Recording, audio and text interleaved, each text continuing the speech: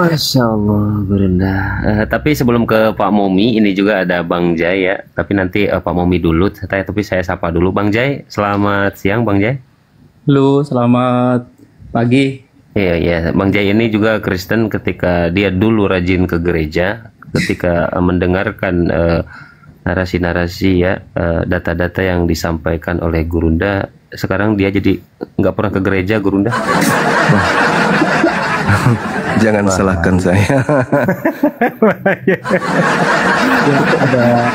Ada berapa hari kan pernah diskusi sama Bang Juma itu waktu sama Unerifa. Cuman masih aku kan lah ninggal ke apa itu Bible terus doktrin lah cak itu. Cuman aku kan tidak mau didikte. Aku nak tahu dewek cak itu. Jadi ada beberapa poin terus ada beberapa pertanyaan yang nak aku tanya ke juga nanti mau ditanyakan gitu sama ya Bang Jai izin nanti dulu ya Bang Momi dulu ya Bang Jai. Oh yang kita Palembang kok. Iya nih Bang Ce. Palembang. Palembang lebih condong ke Islam ya. Uang kita Palembang kok Bang Deden. Iya. Cuma emang bukan tidak tahu yo lah dari kakek nenek di sini cah itu. Cuma tidak tahu aslinya mana. Aku di Banyuasin. Palembang lebih identik Islam loh, tapi iya, kenapa ini Kristen ya? Iya banyak. Ya udahlah Bang, kembali ke fitrahnya Bang, apalagi udah ya kan. Kakek dulu Bang. Kan Belajar dulu. Jangan tidak bisa dipaksa juga, cuman memang lah males ke gereja. Cuman kakek lah ada beberapa ini ada catatan-catatan yang nanti aku nak tanya ke Bang Zumo juga. Iya, sabar dulu ya Bang Jai, standby dulu ya, nggak apa-apa ya. Nyimak Ya, dulu. terima kasih. Pak Momi, silakan Pak Momi, ditanggapi dulu gimana Pak Momi? Luar biasa sekali penjelasan dari Bang Juma, sangat detail, simpel, sangat jelas. Itulah kebenaran sampai menembusi hati saya dan menghancurkan segala sung-sung tulangku, hancur lebur ketika mendengarkannya. Maka buktinya saya juga nggak masuk gereja sudah 4 tahun, dan ketika saya mengikuti ajaran Yesus yang adalah sunat, saya harus mencari bait Allah di mana ke bait Allah, saya harus berjuang. Tetapi saya merenungkan kembali bahwa kebenaran sudah ada di depan mata. Cuma satu poin, yaitu kenapa ya, saya tanya lagi ya, coba berikan saya solusi kenapa keikhlasan itu sangat berat di dunia ini. Aduh Tuhan, ya Allah yang Maha Esa, berikanlah saya kemudahan. Keikhlasan itu kenapa berat? Amin ya Allah, berikan kemudahan kepada Mumi Allah. Ikhlas itu berat. Itu saya sampaikan sementara dulu. Ya. Ya, sebelum ke Gurunda, izin Gurunda, tadi saya kepental Ikhwan Pilah ya, saya kepental dan ada peringatan juga. Saya minta bantuan kepada semuanya saudaraku yang di bawah, minta bantu tap layar ya, biar kuat komalnya, biar tidak rungkat. Lanjut Gurunda. Sebelum ke sana kita semua teman-teman kita doakan ya buat Bang Momi ini ya, semoga Allah memudahkan beliau ya dan benar-benar memberikan keikhlasan ya. Amin, amin ya Allah. Amin. Silakan Bang Juma. Oke, baik. Ada surah di dalam Al-Quran, nama surahnya itu Al-Ikhlas, tetapi di dalamnya tak ada satupun kata ikhlas. Ini apa maksudnya? Di dalam kaidah bahwa Al-Quran itu disampaikan bagi mereka yang berakal. Makanya Al-Quran ayat pertama yang diwahyukan oleh Allah, Iqra, baca. Rupa-rupanya cakupan dari membaca inilah yang menghantarkan manusia sampai kepada kesempurnaan. Apa yang kita capai hari ini, bisa menikmati pesawat, mobil, motor, HP, internet. Rupa-rupanya semua pencapaian anak keturunan Adam itu diawali dari Iqra, membaca. Orang menjadi profesor itu karena membaca. Orang menjadi dokter karena membaca. Menjadi pilot karena membaca. Membuat komputer karena membaca. Bikin HP internet karena membaca. Nah, kita berbicara mengenai ikhlas. Orang tidak akan paham tentang ikhlas itu secara sempurna kalau dia itu tidak dekat kepada Allah. Orang yang jauh dari Allah, jangankan mengenal kata ikhlas, implementasi praktek ikhlas, mengenal dirinya aja kagak. Bagaimana mau ikhlas? Al-Quran kemudian mengantar umat Islam itu, kenapa mereka itu berseri-seri, wajah mereka itu enak dipandang mata, mereka berbicara itu nyaman, mereka bersikap itu indah sekali umat Islam itu. Kenapa? Karena hatinya terpompah, kemudian ada hubungan langsung, horizontal, langsung kepada Allah, dan hatinya langsung kepada manusia. Walaqad khalaqnal insan wa na'lamu ma tuwaswisu bihi nafsu. Ini rupanya penyebabnya. Umat Islam itu tidak pernah merasa sendiri.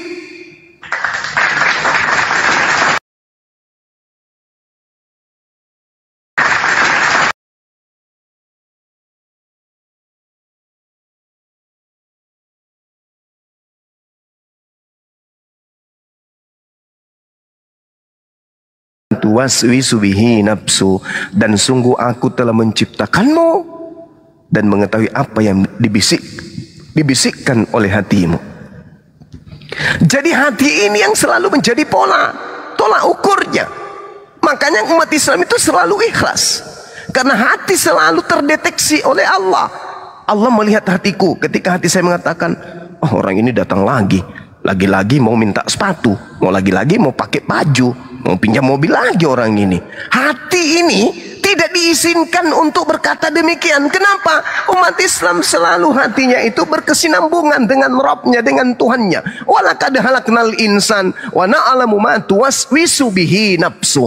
Makanya umat Islam itu bersyahadat, Bang, aku bersaksi tidak ada Tuhan selain Allah. Apa yang dilontarkan oleh lisannya adalah apa yang terketuk di dalam hatinya. Itu umat Islam. Makanya umat Islam itu sangat peka. Umat Islam itu ketika dia berbuat, yang berbicara, yang berjalan, yang memberi keputusan itu kalbu, hati. Ketika mereka memberi ikhlas betul-betul ikhlas. Itu Islam. Karena itu diajarkan. Mereka punya hati selalu berkesinambungan, selalu berinteraksi dengan Rabbnya, dengan Tuhannya. Tak ada terputus. Tak terputus mereka itu. Bahkan mereka yang ahli ibadah, orang yang sudah sampai level ma'rifat, zikirnya itu zikir nadi. Denyut nadinya itu adalah zikirnya. Detakan jantungnya itu adalah zikirnya. Pujaan-pujaannya, pemuji-pemujiannya kepada Tuhannya. Allah, Allah, Allah Maha besar, subhanallah, Allahu Akbar, Allahu Akbar. Sambil ngomong hatinya itu bunyi begitu.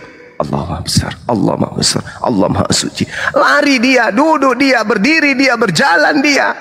Itu hatinya selalu. Itu orang yang sudah sampai pada level ma'rifat. Nah, kembali kepada yang saya katakan tadi. Kenapa dikatakan surah Al-Ikhlas? Padahal di dalamnya tak ada kata ikhlas. Ketika surah Ibrahim dibahas nama Ibrahim. Ketika surah Maryam dibahas tentang surah Maryam. Ketika membahas Al-Baqarah tentang sapi betina, yang dibahas adalah sapi betina. Tapi Al-Ikhlas tak ada kata ikhlas di dalamnya. Ada apa ini? Iqra. Qul huwallahu ahad. Katakanlah wahai Nabi Muhammad, dialah Allah, Tuhan yang Maha Esa. Jangan ada yang lain. Ikhlaskan dirimu menerima apapun yang terjadi dalam hidupmu. Musibah sebesar apapun yang ada padamu, penyakit separah apapun yang kamu alami, Qul, rendam hatimu, kalbumu, berenang dalam muara keesaan Allah.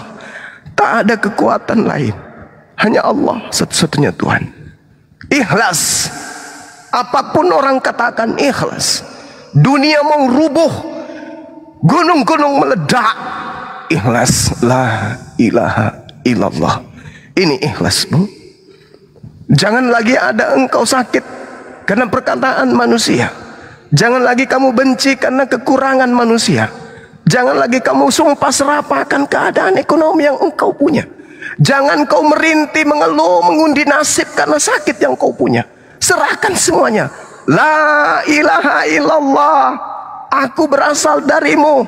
Aku ciptaanmu. Aku makhlukmu. Aku bagian dari apa yang menjadi kebesaranmu. Jadikan aku seperti apa yang engkau mau. Qul huwallahu ahad. Engkaulah Tuhan satu-satunya, tak ada yang lain. Ikhlas. Makanya orang beriman ketika mendengarkan nama Allah, hatinya akan tergugah. Mendengarkan lafaz Allah disebut, dibacakan, hati mereka akan menangis.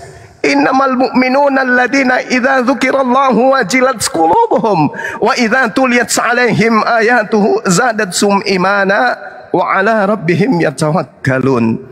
Qul huwallahu ahad. Ikhlas. Tak ada Tuhan selain Allah. Ente semua sampah. Kekuasaan yang kalian punya ada batasnya. Pangkat, jabatan, berbintang di pundakmu itu hanya sebuah aneh-aneh yang Tuhan berikan. La ilaha illallah. Aku hanya menghadap kepada Tuhanku, tak ada yang lain. Allahus Samad. Allah tempat meminta segala sesuatu. Jadi orang yang ikhlas itu tidak pernah kemudian bersandar kepada manusia lain. Bahkan untuk bersandar kepada tangannya, kepada kakinya, itu tidak ada. Orang yang beriman dan ikhlas, semuanya diserahkan kepada Allah. Ya Rabb, ku mulai hariku hari ini dengan peluh, dengan cucuran keringat, dengan air mata. Bukan aku mempersembahkan semuanya dengan kekuatanku, tidak. Semuanya ku serahkan padamu. Bismillahirrahmanirrahim. Semuanya hanya kepada Allah. Tak ada upaya. Dilaporkan polisi ke kantor polisi, silakan ya Rabb. Jalankan sesuai kehendakmu. Aku ikhlas. Apapun itu, mati sekalipun, aku ikhlas. Semuanya hanya kepadamu aku minta. Berikan yang terbaik.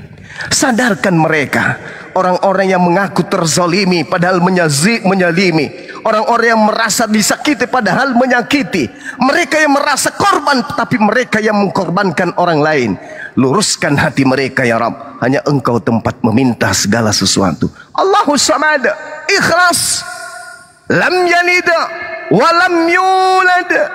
Kekuasaan mutlak absolut milik Allah, tanpa harus mengutus makhluk sebagai anaknya untuk memperkenalkan dirinya. Akal dan hati kita sudah cukup mewakili Allah untuk kita mengenal Allah. Tidak perlu makhluk turun ke bumi, melata menjadi bayi, menjadi mayat untuk diimani sebagai Tuhan. Tidak perlu.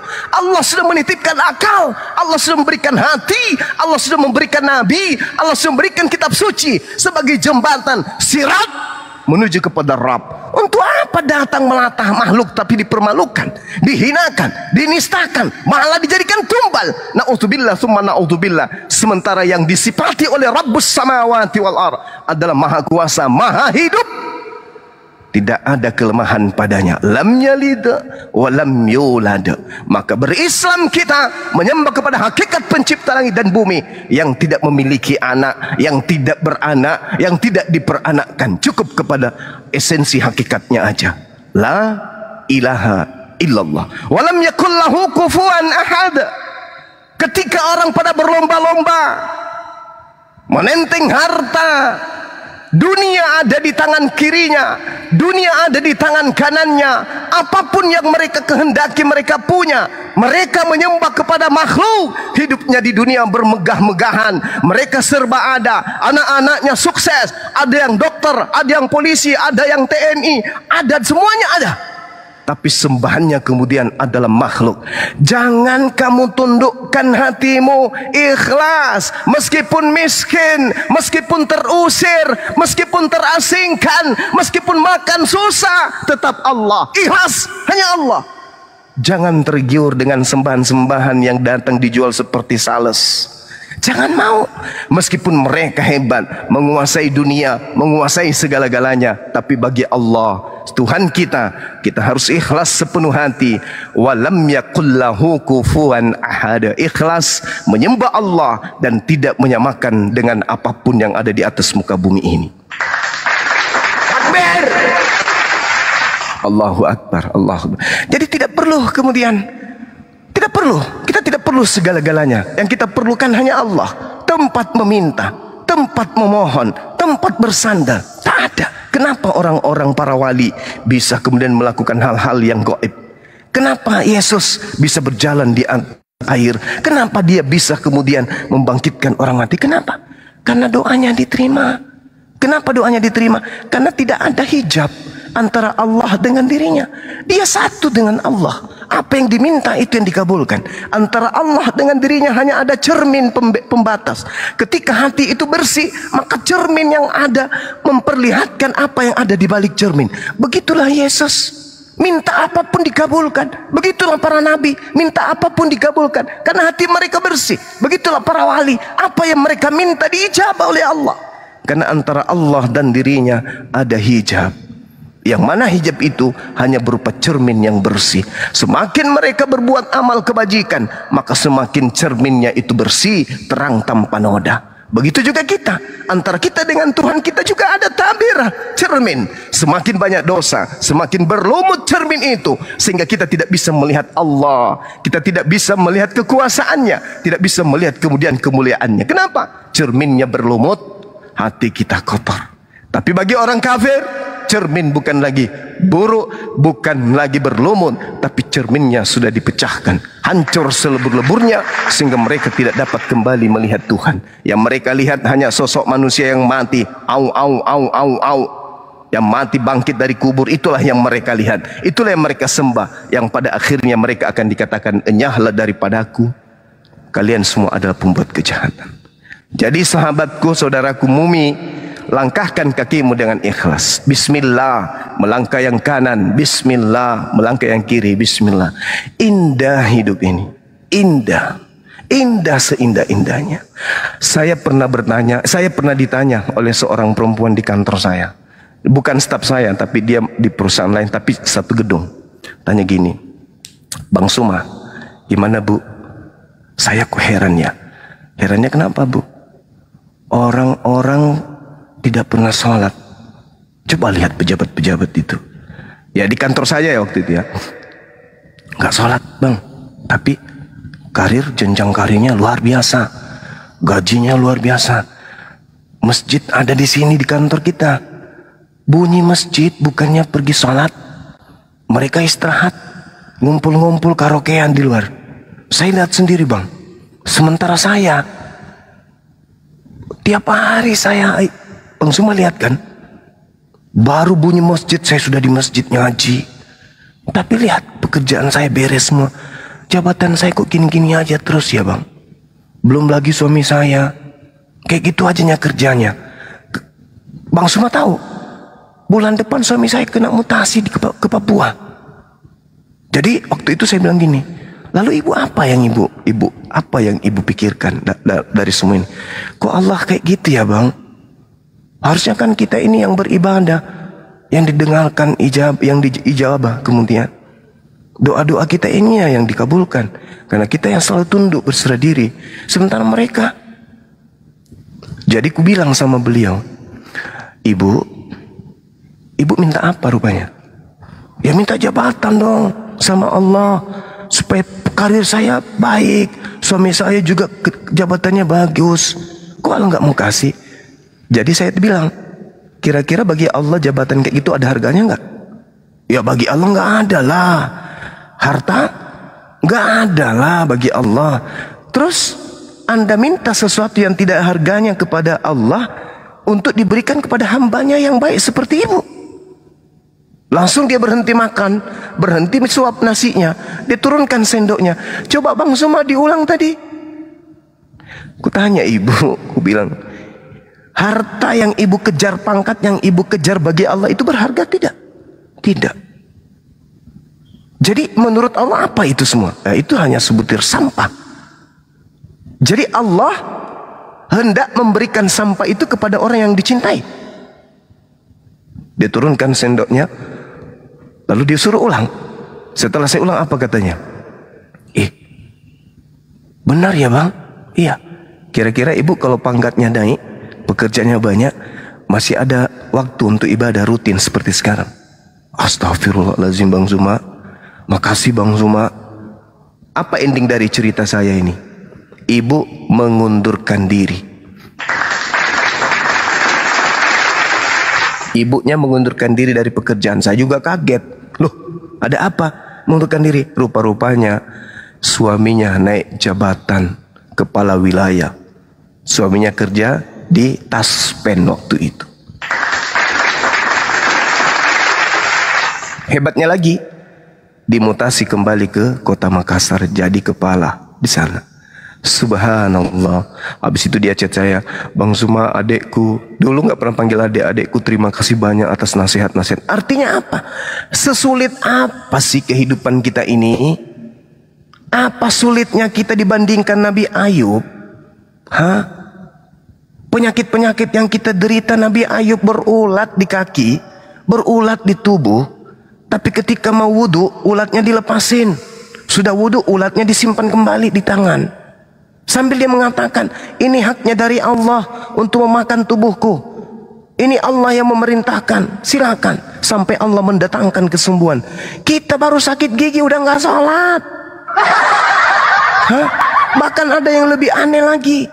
Tetangganya yang beli kulkas, kita yang panas dingin, tidak ibadah. Kenapa demikian?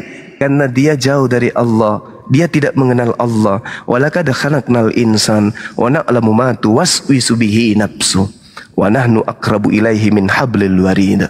Makanya umat Islam itu tidak terlalu cinta dunia.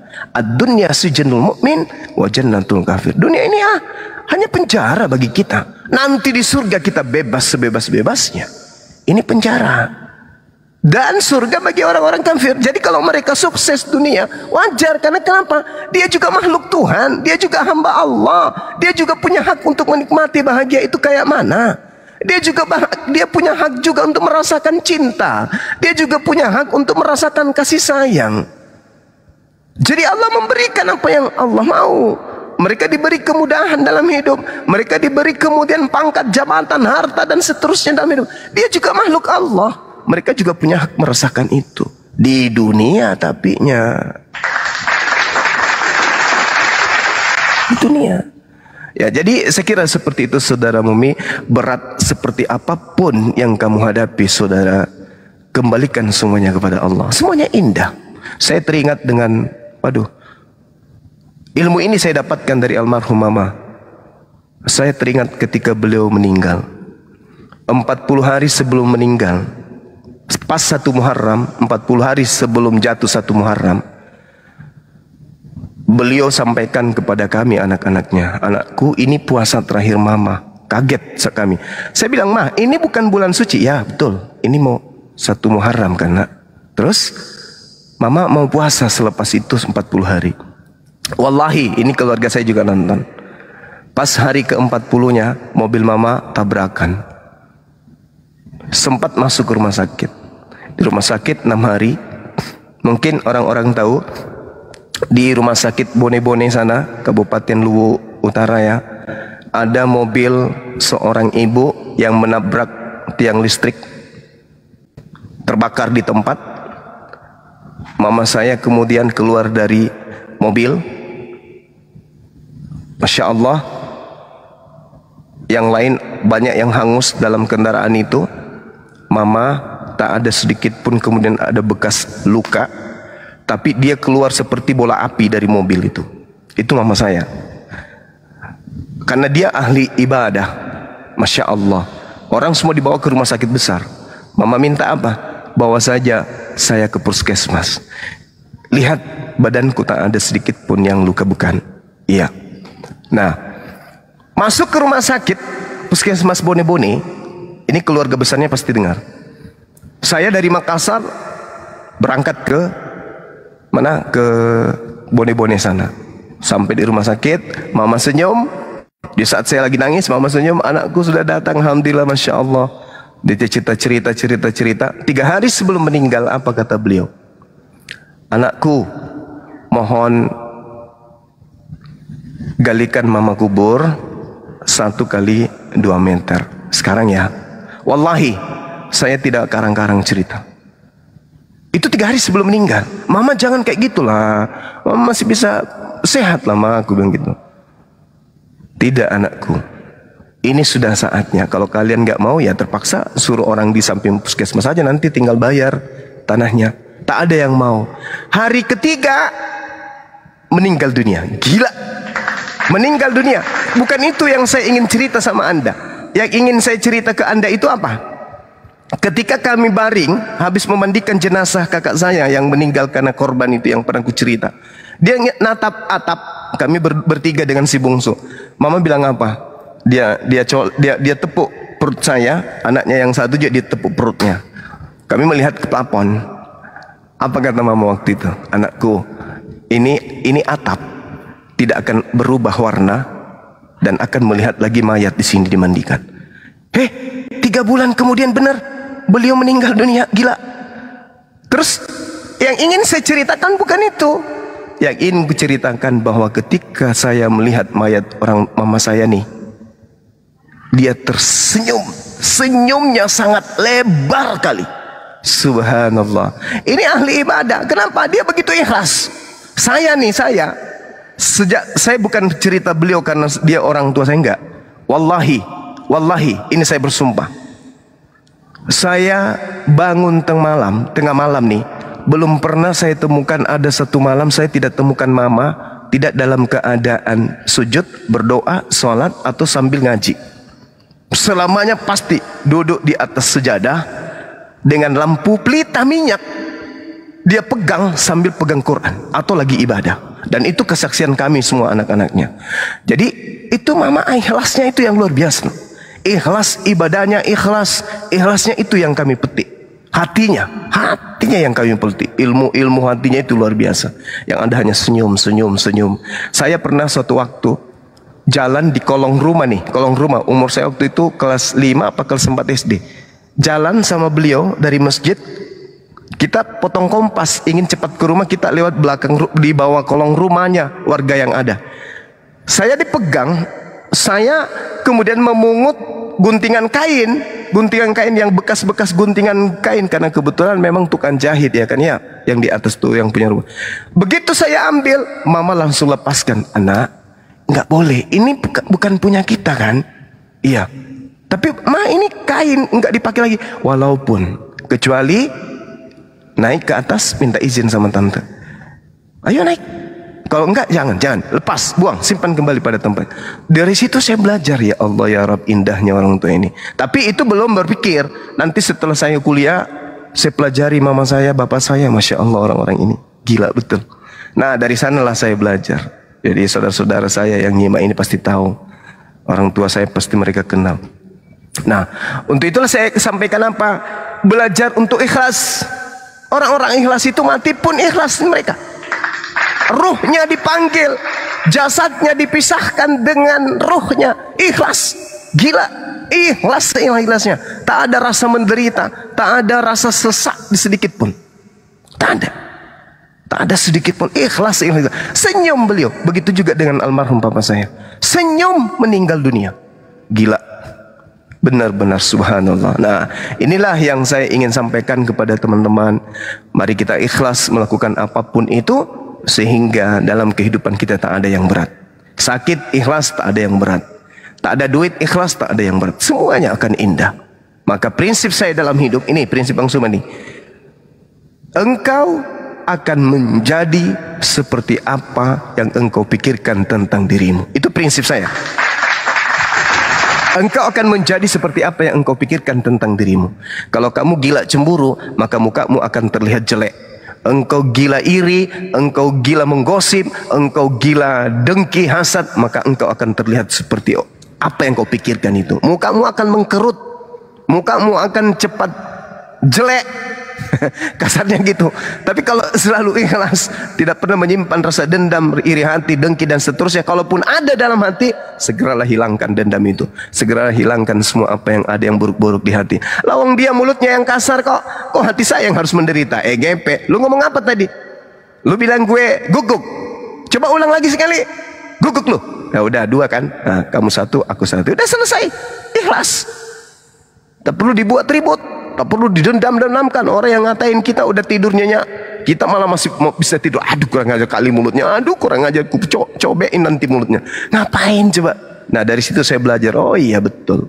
Ikhlas hati akan mendatangkan kebaikan-kebaikan. Saya kira begitu sahabat-sahabat sekalian.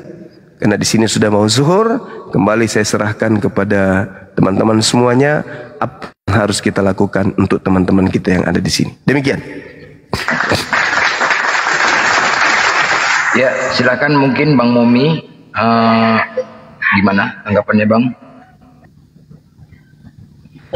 Luar biasa sekali penjelasan Bang Juma. Gue jujur, seikhlas-ikhlasnya hatiku, kalian adalah saudaraku.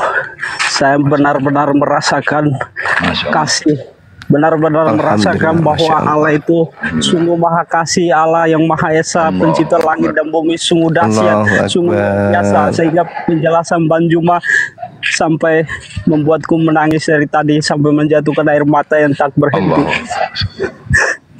Allahu Akbar, Masya Allah, Masya Allah, Subhanallah, Allahu Akbar, Subhanallah,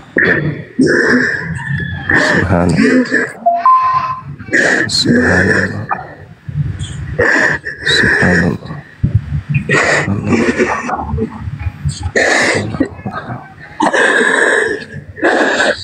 Allah. Ternyata dunia hanyalah titipan ya. Dunia hanyalah titipan. Iya. Saya harus kembali kepada Kecil dunia Allah ini.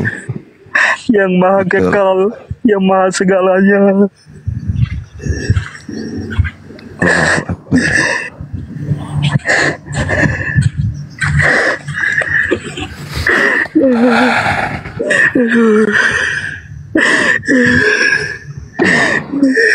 Cuci muka, Bang Mumi. Bang Mumi, cuci muka dulu. Bang Mumi, Bang Mumi. Bang Mumi, Ya Bang, cuci muka dulu. Cuci muka, tenangkan pikiran. Ya. ketika penjelasan Bang Juma tentang ikhlas bahwa dunia hanyalah titipan, aku ingin kembali kepada Allah yang kekal, Allah yang sumber kehidupan. Benar Bang. Lepaskan aja Bang, lepaskan aja Bang Momi, lepaskan aja, tangisin aja Bang, sampai Bang Momi lepas Bang, lepaskan aja Bang. Kami menunggu Bang, kami doakan semoga Bang udah baik deh. Lepaskan aja Bang.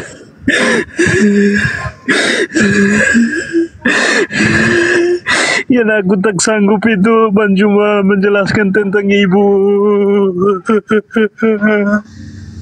Ibu.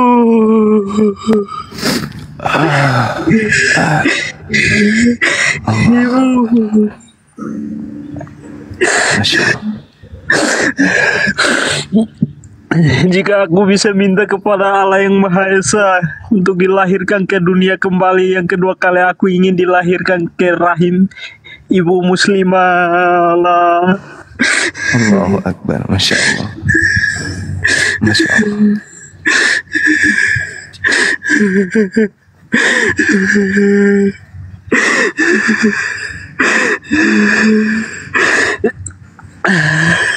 Aku hanyalah manusia berdosa ya Allah. Ikhlas Allahu Akbar. ya Allah. Kenapa aku lemah sampai di ikhlas ya Allah. Aku hanyalah manusia berdosa ya Allah.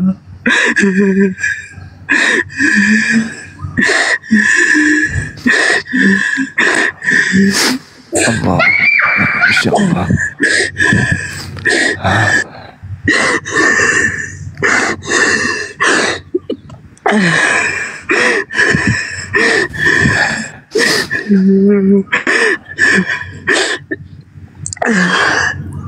Dunia hanyalah titipan.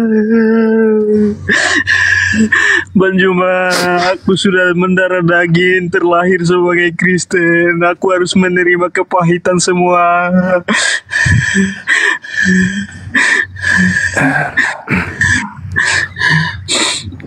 Aku mau bertanya kepada Allah, kenapa aku dilahirkan sudah mendarah daging dengan Kristen dan mengetahui kebenaran yang sangat pahit.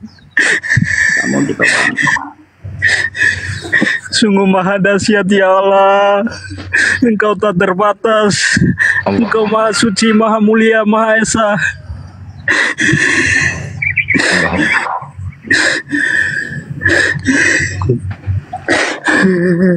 Lepaskan tangisanmu Bang. Kita semua manusia penuh dengan dosa, tetapi ada Allah Maha Pengampun.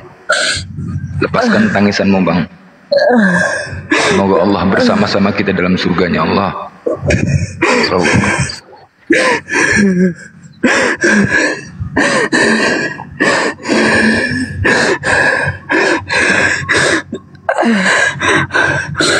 Aku dituntun sama Allah untuk menemukan orang-orang yang maha baik, memberikan kebenaran yang sesungguhnya.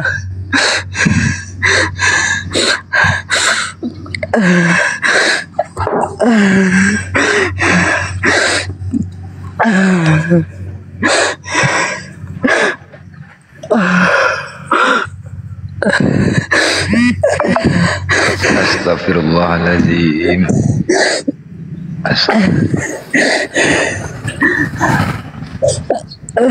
Aku hanyalah manusia berdosa ya Allah.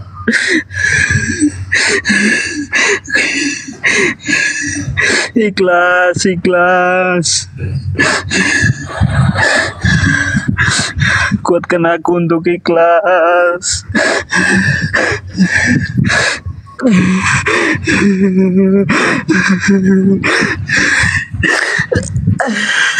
Kami yakin Bang. Kami yakin Abang pasti akan ikhlas, bisa menerima. Kami yakin Bang. Allah Maha Pengasih. Tenangkan hati, tarik nafas Bang, tarik nafas, tenangkan hati dan pikiran. Kita berdoa.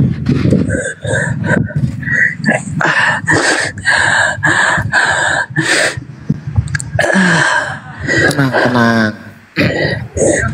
Tarik nafas dalam-dalam, tenangkan pikiran.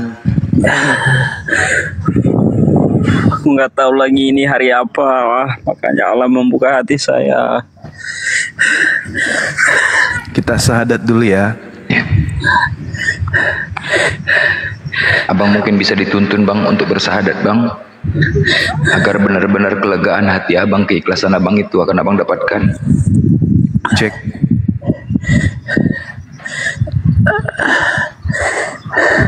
Bang Mumi, izin dituntun bisa Bang? Izin dituntun sama Bang Juma untuk bersahadat. Semoga Allah akan memberikan keikhlasan kepada Abang setelah bersahadat Bang.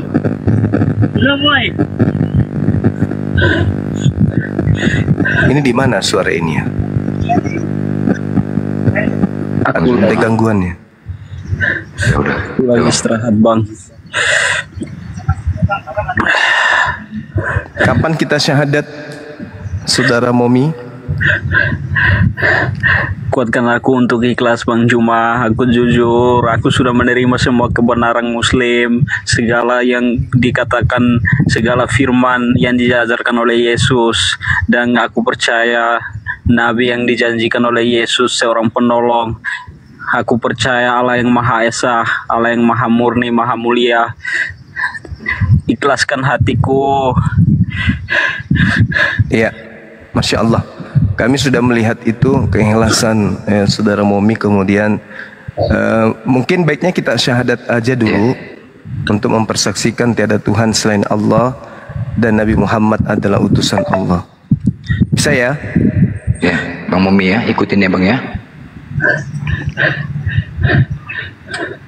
Gimana Bang? Sudah bisa mulai kita syahadat? Aku tenangkan hati dan pikiran dulu Bang. Iya, silakan.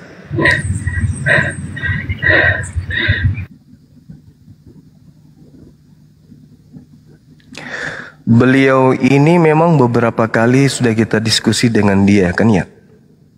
Sampai ngotot-ngototan juga waktu itu kan ya? Iya, dia ini keras, agak keras juga Bang.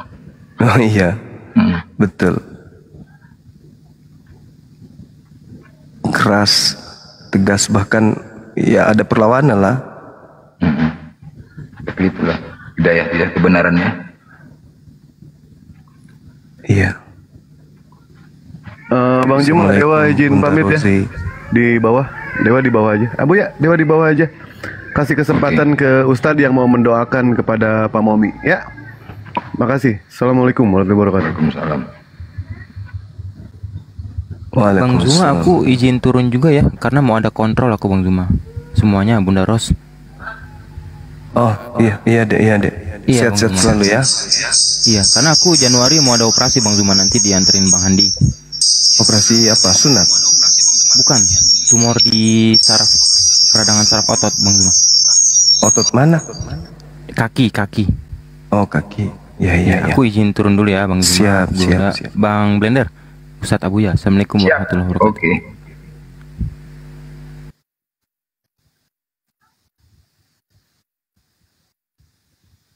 Mungkin Bang Momi dia mau merenungkan dulu sama ya.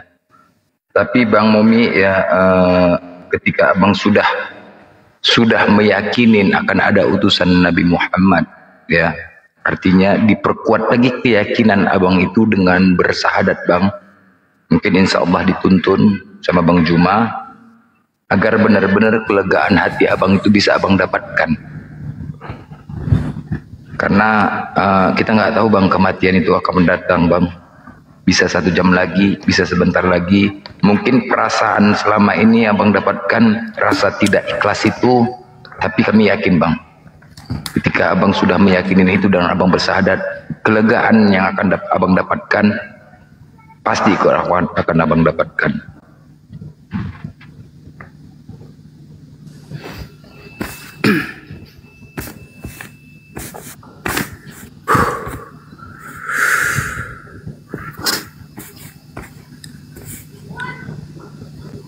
Halo.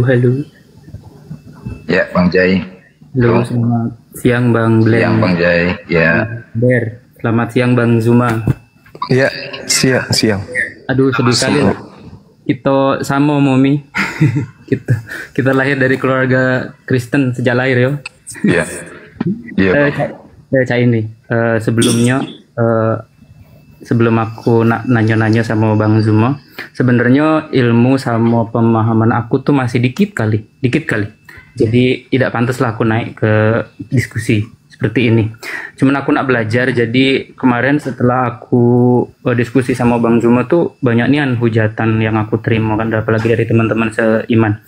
Kami memang cai itu Bang Zuma. Jadi apa ya, lah berdarah daging memangnya ya. Itu cuman dari beberapa hari itu setelah aku cari sendiri ayat-ayatnya dalam Bible sampai tidak bisa tidur, terus ya intinya aku nak belajar, ninggal ke Bible dulu sama pakai akal kata Bang Jimo gitu kan. Terus sampai mama aku tuh kan masak B2, tidak aku makan sampai aku kelaparan. Cuma gini Bang Jimo, ada beberapa poin yang aku tanyain, sebenarnya banyak, nggak cuma beberapa poin Bang Jimo. Nah, jadi yang pertama waktu itu Bang Juma kan bilang itu belum terjawab.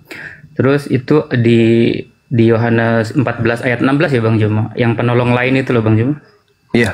Nah itu aku belum tahu itu siapa saya itu kan. Laju